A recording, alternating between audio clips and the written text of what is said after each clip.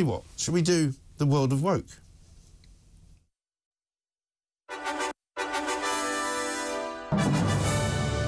The world of woke. Now, earlier this week, we were told, I think it was earlier this week, that they were going to ban electric scooters in Paris, right? However, the news I've been hearing from Paris is that they haven't. They've said they're doing it, they've told everybody not to drive around on them, but unfortunately, it hasn't worked.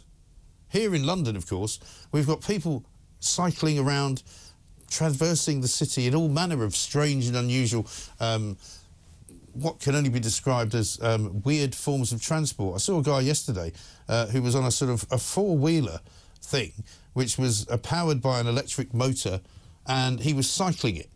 And it looked sort of like a rickshaw.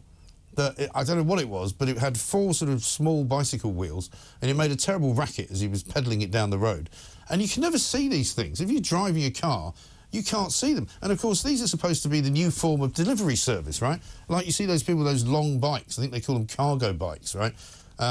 And they are an absolute menace because they have such a long turning circle that if you happen to be walking on a street and you don't see one coming up behind you, you have no idea that it's about to smash into you. Some of them carry beer barrels. Some of them carry, you know, boxes and boxes of stuff. It's like living in something like Bangkok and seeing these guys with all this stuff on a bike. It's not natural. It should be in a van. But, of course, we've got the people who run this city and the people who run Paris having two completely different aims, right? In Paris, they want to get rid of the electric scooters because they're dangerous.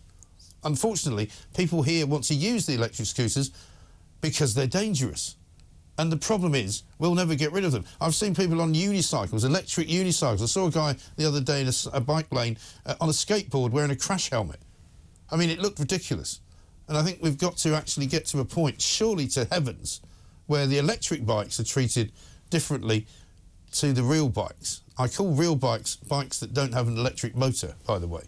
You know, I don't particularly have it in for all cyclists, but I do have it in for people who drive around on, as Peter Hitchens would describe them, electric vehicles, which happen to be on two wheels. So it can go 40, 50 miles an hour, because some of them do.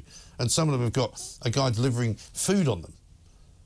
We've got to get a grip, ladies and gentlemen. I know that we are in the grip at the moment of a ULEZ nightmare, and the Mayor of London is trying to make everybody basically get out of their car and walk.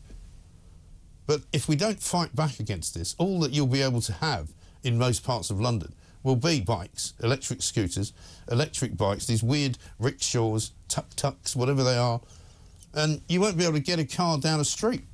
It's already pretty difficult.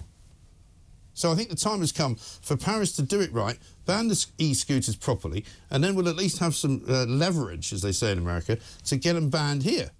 Because that's what we want. They need to be banned. That's the world of woke.